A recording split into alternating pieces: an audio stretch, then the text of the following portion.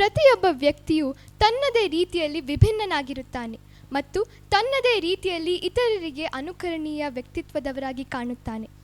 ಒಂದು ರೀತಿಯಲ್ಲಿ ಈ ಆದರ್ಶದ ಪ್ರಭಾವವೆಂಬುದು ನಮಗೆ ಸೂರ್ಯೋದಯ ಮತ್ತು ಸೂರ್ಯಸ್ತಮಾನದ ಸೌಂದರ್ಯದ ಹಾಗೆ. ಮುಳುಗುವ ಸೂರ್ಯನ ಛಲವು ಮತ್ತು ಮೂಡುವ ಸೂರ್ಯನ ಛಲವು ನಮಗೆ ಪ್ರಭಾವಿಸಿದ ಹಾಗೆ. ಕ್ರಿಯೆ ಬೇರೆ ಇದ್ದರೂ ಪ್ರಭೆಯ ಮೂಲ ಒಂದೇ. ಇಂದು ನಾನು ನನ್ನ ರೋಲ್ ಮಾಡೆಲ್ ಬಗ್ಗೆ ಮಾತನಾಡಲು ಬಯಸುತ್ತೇನೆ, ಮೈಕಲ್ ಜಾಕ್ಸನ್. ಆರಂಭದಿಂದಲೇ ನಾನು ಅವರನ್ನು ರೋಲ್ ಮಾಡೆಲ್ ಎಂದು ಆಯ್ಕೆ ಮಾಡಿರಲಿಲ್ಲ. ಆದರೆ ಈಗ ಹಿಂದೆ ತಿರುಗಿ ನೋಡಿದಾಗ ನನಗೆ ಎಲ್ಲೋ ಅನಿಸ್ತದೆ, ಅವರು ನನ್ನ ಭಾವನೆಗಳನ್ನು, ನನ್ನ ಬೆಳವಣಿಗೆಯನ್ನು ನಿಶಬ್ದವಾಗಿ ಪ್ರಭಾವಿಸಿದಂತೆ ನನಗೆ ಅನಿಸ್ತದೆ. ನನಗೆ ಅವರೊಂದಿಗೆ ಒಂದು ಸಹಜವಾದ ಸಂಪರ್ಕವೂ ಇದೆ. ನಾನು ಅವರನ್ನು ನಕಲು ಮಾಡಲು ಯತ್ನಿಸಿಲ್ಲ, ಆದರೂ ನನ್ನ ಭಾವನೆಗಳಲ್ಲಿ, ನನ್ನ ಅಭಿವ್ಯಕ್ತಿಯಲ್ಲಿ ಮತ್ತು ವಿಶೇಷವಾಗಿ ನನ್ನ ನೃತ್ಯ ಪ್ರೀತಿಯಲ್ಲಿ ಅವರೊಂದಿಗೆ ಆ ಸಾಮ್ಯತೆ ಕಾಣುತ್ತದೆ. ಇದು ಪ್ರಯತ್ನವಿಲ್ಲದ ಉಂಟಾಗುವ ಸಂಪರ್ಕವು. ನನಗೆ ಒಂದು ಸರಳ ಕಥೆ ನೆನಪಾಗ್ತಿದೆ. ಒಮ್ಮೆ ಒಂದು ಮಾವಿನ ಮರವು ತೆಂಗಿನ ಮರದಂತೆ ಎತ್ತರವಾಗಬೇಕು ಎಂದುಕೊಂಡಿತ್ತು. ಅದಕ್ಕಾಗಿ ಅದನ್ನು ಬದಲಾಯಿಸುವುದಕ್ಕೆ ಅದು ತನ್ನದೇ ಕೊಂಬೆಗಳನ್ನು ಕತ್ತರಿಸತೊಡಗಿತ್ತು. ನಿಧಾನವಾಗಿ ಅದು ತನ್ನ ವಿಶೇಷತೆಗಳನ್ನು ಕಳೆದುಕೊಂಡಿತ್ತು, ತನ್ನ ಸಿಹಿತನ ಮತ್ತು ಹಣ್ಣು ಕೊಡುವ ಸಾಮರ್ಥ್ಯವನ್ನು. ಈ ಕತೆ ನನಗೆ ಒಂದು ಮುಖ್ಯ ಪಾಠ ಕಲಿಸಿಕೊಡುತ್ತದೆ. ನಾವು ಇನ್ನೊಬ್ಬರದಂತೆ ಆಗುವುದರಿಂದ ಬೆಳೆಯುವುದಿಲ್ಲ. ಈಗಾಗಲೇ ನಾವು ಯಾರು ಎಂಬುದನ್ನು ಅರಿತುಕೊಳ್ಳುವುದರಿಂದಲೇ ಬೆಳೆಯುತ್ತೇವೆ. ಅದರ ಕಾರಣಕ್ಕೇ ಮೈಕಲ್ ಜಾಕ್ಸನ್ ಅವರೊಂದಿಗೆ ನನ್ನ ಸಂಪರ್ಕವು ವಿಭಿನ್ನವಾಗಿದೆ. ನಾನು ಅವರನ್ನು ಆಗಬೇಕಾದ ವ್ಯಕ್ತಿಯಂತೆ ನೋಡುವುದಿಲ್ಲ, ಬದಲಿಗೆ ಅವರು ನನಗೆ ನನ್ನನ್ನು ಅರ್ಥ ಮಾಡಿಕೊಳ್ಳುವಲ್ಲಿ ಸಹಾಯ ಮಾಡುವ ವ್ಯಕ್ತಿ. ಅವರು ನನಗೆ ಅವರನ್ನು ನಕಲು ಮಾಡಲು ಕಲಿಸಲಿಲ್ಲ, ನನ್ನನ್ನು ಸ್ವೀಕರಿಸಲು ಕಲಿಸಿದ್ದಾರೆ. ಮೈಕಲ್ ಜಾಕ್ಸನ್ ಕೃತಕ ಗುರುತನ್ನು ನಿರ್ಮಿಸಲು ಪ್ರಯತ್ನಿಸಲಿಲ್ಲ. ಅವರು ಜನರು ಏನು ಹೇಳಿದರೂ, ವಿವಾದಗಳು ಬಂದರೂ ಅವರು ತಮ್ಮದೇ ಆದ ವ್ಯಕ್ತಿತ್ವವನ್ನು ಉಳಿಸಿಕೊಂಡಿದ್ದಾರೆ ಮತ್ತು ತಮ್ಮ ಸಂಗೀತದ ಮೂಲಕ ಸತ್ಯವನ್ನು ವ್ಯಕ್ತಪಡಿಸಿದ್ದಾರೆ. ಆ ನೈಜತೆ ನನಗೆ ತುಂಬ ಪ್ರೇರಣೆ ನೀಡುತ್ತದೆ. ನನ್ನ ಜೀವನವನ್ನು ಹಿಂದಿರುಗಿ ನೋಡಿದಾಗ, ವಿಶೇಷವಾಗಿ ನನ್ನ ಪ್ರಾಥಮಿಕ ಶಾಲಾ ದಿನಗಳಲ್ಲಿ ನಾನು ತೀರ್ಪುಗಳಿಗೆ ಒಳಗಾದ ಕ್ಷಣಗಳನ್ನು ನೆನಪಿಸುತ್ತೇನೆ. ಕೆಲವೊಮ್ಮೆ ಅಭಿಪ್ರಾಯಗಳ ವ್ಯತ್ಯಾಸದಿಂದ, ಮತ್ತೊಮ್ಮೆ ರೂಪದ ಕಾರಣದಿಂದ, ಮತ್ತೊಮ್ಮೆ ಹೊಂದಿಕೊಳ್ಳಬೇಕಾದ ಒತ್ತಡದಿಂದ. ಆ ಸಮಯದಲ್ಲಿ ಆ ಅನುಭವಗಳನ್ನು ಸ್ವೀಕರಿಸಲು ನನಗೆ ಕಷ್ಟವಾಗುತ್ತಿತ್ತು, ಆದರೆ ಈಗ ನಾನು ಅದನ್ನು ವಿಭಿನ್ನವಾಗಿ ನೋಡುತ್ತೇನೆ. ಮೈಕಲ್ ಜಾಕ್ಸನ್ ಅವರು ಕೂಡ ಭೇದ ಭಾವವನ್ನು ಅನುಭವಿಸಿದರು, ವಿಶೇಷವಾಗಿ ಅವರ ಚರ್ಮದ ಬಣ್ಣದ ಕಾರಣದಿಂದ. ಆದರೆ ಅವರು ಕೋಪದಿಂದ ಪ್ರತಿಕ್ರಿಯಿಸಲಿಲ್ಲ. ಸಂಗೀತದ ಮೂಲಕ ಮಾನವೀಯತೆ ಮತ್ತು ಏಕತೆಯನ್ನು ಹರಡಿದರು. ಬ್ಲ್ಯಾಕ್ ಆರ್ ವೈಟ್ ಹಾಡಿನಲ್ಲಿ ಅವರು ಹೇಳುತ್ತಾರೆ, it don't matter if you are black or white. A man in the ಮಿರರ್ನಲ್ಲಿ ಅವರು ಹೇಳುತ್ತಾರೆ, I am starting with a man in the mirror. I am asking him to change his ways. ಮತ್ತು heal the ವರ್ಲ್ಡ್ನಲ್ಲಿ ನೀಡುವ ಸಂದೇಶವು, heal the world, make it a better place for you and for me and the entire human race. Michael Jackson ಅವರು ಇಡೀ ಜಗತ್ತಿನ ನೋವಿಗೆ ಔಷಧಿಯಾಗಿ ಕಾಣಿಸುತ್ತಾರೆ. ಅವರು ತಮ್ಮ ಸಂಗೀತದ ಕಲೆಯ ಮೂಲಕ ಎಲ್ಲರನ್ನು ತನ್ನನ್ನು ಆರಾಧಿಸುವಷ್ಟು ಮಟ್ಟಿಗೆ ಬದಲಾವಣೆ ತಂದಿದ್ದಾರೆ. ನನಗೆ ಇನ್ನೊಂದು ಸರಳ ಕತೆ ನೆನಪಾಗ್ತಿದೆ. ಒಮ್ಮೆ ಒಂದು ಹುಡುಗ ಸಮುದ್ರ ತೀರದಲ್ಲಿ ನಡೆದು ಹೋಗುತ್ತಿದ್ದನು. ಆವಾಗ ಸಾವಿರಾರು ನಕ್ಷತ್ರ ಮೀನುಗಳು ಕೆರೆಯ ಮೇಲೆ ಬಿದ್ದಿದ್ದವು. ಅವನು ಒಂದೊಂದಾಗಿ ಅವನ್ನು ತೆಗೆದು ನೀರಿಗೆ ಎಸೆಯಲು ಆರಂಭಿಸಿದನು. ಅಷ್ಟೊತ್ತಿಗೆ ಇನ್ನೊಬ್ಬ ವ್ಯಕ್ತಿ ಅವನನ್ನು ನೋಡಿ ಕೇಳ್ತಾನೆ, ಇಷ್ಟೊಂದು ನಕ್ಷತ್ರ ಮೀನುಗಳಿವೆ, ನೀನು ಯಾವ ಬದಲಾವಣೆ ಮಾಡಲಾರೆ ಎಂದನು. ಆಗ ಆ ಹುಡುಗ ಮತ್ತೊಂದು ನಕ್ಷತ್ರ ಮೀನನ್ನು ತೆಗೆದು ನೀರಿಗೆ ಎಸೆದು ಹೇಳ್ತಾನೆ, ಇದಕ್ಕಾದರೂ ಬದಲಾವಣೆ ಆಯಿತು ತಾನೇ. ಬಹುಶಃ ಮೈಕಲ್ ಜಾಕ್ಸನ್ ಅವರು ಇಡೀ ಜಗತ್ತನ್ನು ಒಂದೇ ಸಾರಿ ಬದಲಾಯಿಸಲಿಲ್ಲ, ಆದರೆ ತಮ್ಮ ಸಂಗೀತದ ಮೂಲಕ, ತಮ್ಮ ಧ್ವನಿಯ ಮೂಲಕ, ತಮ್ಮ ಸತ್ಯದ ಮೂಲಕ ಬದಲಾವಣೆ ತಂದಿದ್ದಾರೆ. ಎಸ್ ಪುಣ್ಯ ಅವರೇ, yes sir. So Michael Jackson ಅವರ ಬಗ್ಗೆ ಏನೆಲ್ಲ ಹೇಳಬೇಕು ಎಲ್ಲವನ್ನ ಹೇಳಿ ಫಿನಿಶ್ ಮಾಡಿದ್ರಿ. ಹೌದು. ಓಕೆ, ನಿಮ್ಮ ಜೀವನದಲ್ಲಿ ಅವರ ಆದರ್ಶ ವ್ಯಕ್ತಿ. ಓಕೆ, ಹಾಗಾದರೆ ನಿಮ್ಮ ಮಾತು ನಮ್ಮ ಜಡ್ಜಸ್ ವರೆಗೆ ಎಷ್ಟು ರೀಚ್ ಆಗಿದೆ ಅಂತ ಕೇಳುವ. ಮಹಾಗುರುಗಳಾಗಿರುವಂಥ ಅಲ್ವಿನ್ ತಂತಿ ಸರ್, ಸೊ ಪುಣ್ಯ ಅವರ ಮಾತುಗಳಿಗೆ ನಿಮ್ಮ ಕಮೆಂಟ್ಸ್ ಏನು ಸರ್? ಪುಣ್ಯ, ಹೌದು sir. Just beet it. Just beet it. ನನಗೆ 2 ಸ್ಟೆಪ್ ಮಾಡಿ ತೋರಿಸ್ಬೇಕು. ತೇಜಸ್ ಅವರು ಸ್ವಲ್ಪ ಆಚೆ ಹೋಗಿ ಮೈಕ್ ತಗೊಳ್ಳಿ. ನಾವು ಮ್ಯೂಸಿಕ್ ಮತ್ತೆ ಹಾಕ್ತೇವೆ. ಯಾವುದರದ್ದು ಮಾಡ್ತೇವೆ? ಯಾವುದರದ್ದು?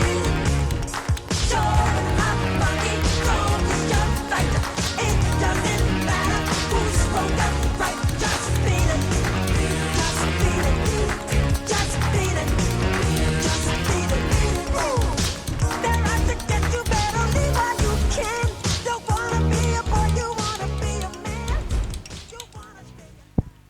ಆದರ್ಶ ವ್ಯಕ್ತಿಯನ್ನು ಸಾಕಷ್ಟು ಅನುಕರಣೆ ಮಾಡ್ತೀರಿ ನೀವು.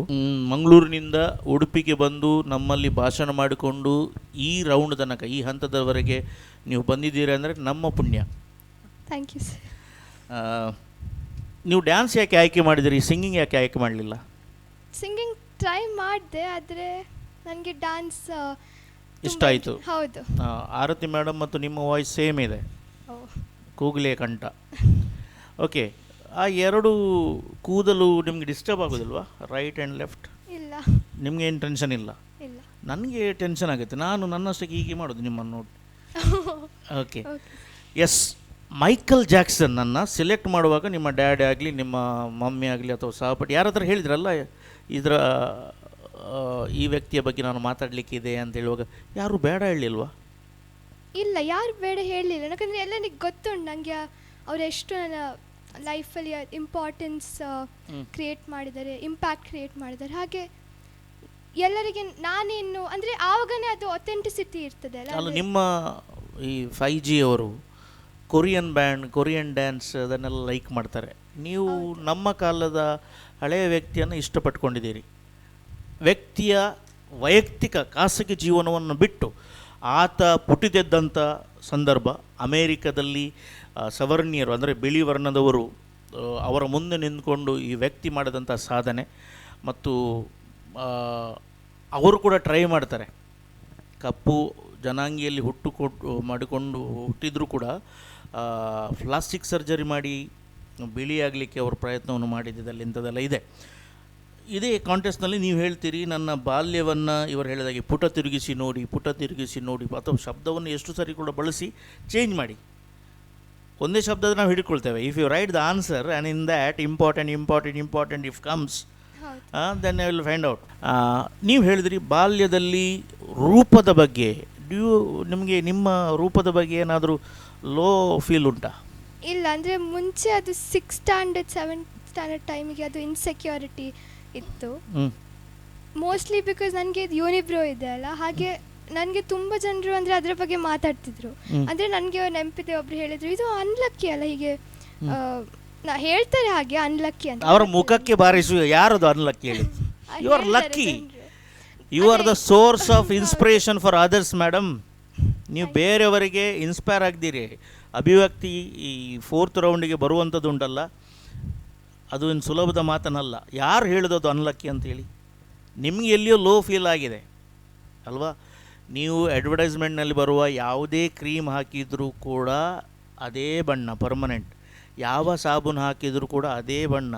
ಅಲ್ಲಿ ಒಳ್ಳೆಯ ವ್ಯಕ್ತಿ, ಒಳ್ಳೆಯ ಇರುವಂಥವರನ್ನು ಸೆಲೆಕ್ಟ್ ಮಾಡಿಕೊಂಡು ಮಾಡೆಲ್ ಮಾಡಿಕೊಂಡು ಸ್ನಾನ ಮಾಡಿಸ್ತಾರೆ, ಮತ್ತು ಅವರು ಚಂದ ಕಾಣದಿರ್ತಾರೆ. ನನ್ನಂಥವ್ರನ್ನು ತೆಗೆದುಕೊಂಡು ಮಾಡಲಿ ನೋಡುವ, ಆಗತ್ತಾ? ಆಗೋದಿಲ್ಲಲ್ಲ.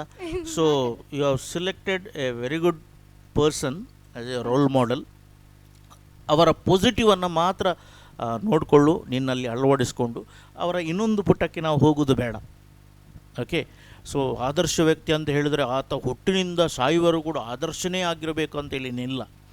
ಅಂಬೇಡ್ಕರ್ನ ವಿಚಾರವನ್ನು ತೆಗೆದುಕೊಂಡ್ರೆ ಅವರ ಕೊನೆಯ ಒಂದು ಕ್ಷಣ ಏನಿದೆ, ಅವರು ಸಾವು ಪಡೆಯುವ ತನಕ ಬಹಳ ಒಂದು ನೋವನ್ನು ಅನುಭವಿಸ್ತಾರೆ. ಅವರಿಗೆ ಆದಂಥ ಸಮಸ್ಯೆಗಳು ಅದು ನಮ್ಗೆ ಬೇಡ. ಅವರು ಹೇಗೆ ಓದಿದರು, ಯಾವ ರೀತಿಯಲ್ಲಿ ಗುರಿ ತಲುಪಿದ್ರು, ಏನು ಸಾಧನೆ ಮಾಡೋದು ಬೇಕು. ಸೊ ನಿಮ್ಮನ್ನು ಏನು ಮಾಡುವ?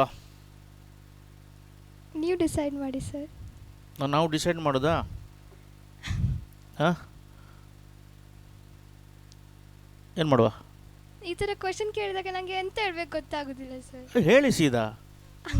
ಎಂತ ಹೇಳಿ? ಏನು ಹೇಳೋದಿಲ್ವಾ? ನೀವು ಹೇಳಿ. ನಾನು ಏನು ಹೇಳಬೇಕು?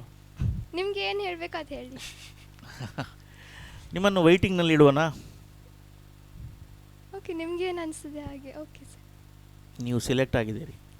ಥ್ಯಾಂಕ್ ಯು ನೀವು ಸರ್. ಬೇಕು ನಮಗೆ. Thank you. ನೀವು ಭಾಷಣಕ್ಕೂ ಸೈ, ಡ್ಯಾನ್ಸಿಗೂ ಸೈ, ಮುಂದಿನ ಸಲ ಸಿಂಗಿಂಗ್. ನಾನು ಪ್ರಾಕ್ಟೀಸ್ ಮಾಡಿ ಬರ್ತೀನಿ. ಬೇಡ ಬೇಡ, ನಾವು ಹೇಳಿದ ಸಾಂಗನ್ನೇ ಹೇಳಬೇಕು. ಲಿರಿಕ್ಸ್ ಬರೋದಿಲ್ಲ ಅಂದರೆ? ಲಿರಿಕ್ಸ್ ಬರೋದಿಲ್ಲ ಅಂದರೆ ಅಲ್ಲಿ ತೇಜಸ್ ಇದ್ದಾರಲ್ಲ, ಎಂತೆಂಥ ಲಿರಿಕ್ಸ್ ಬರೀತಾರೆ ಅವರು. ಅವರು ಬರೆದಂಥ ಲಿರಿಕ್ಸ್ಗಳನ್ನು ನೀವು ಗೋಡೆಯ ಮೇಲೆ ನೋಡಬೇಕು. ಯಾವ ಗೋಡೆ ಅಂತ ಹೇಳಿ ಹೇಳೋದಿಲ್ಲ, ಗೊತ್ತಾಯ್ತಲ್ಲ ನಿಮಗೆ?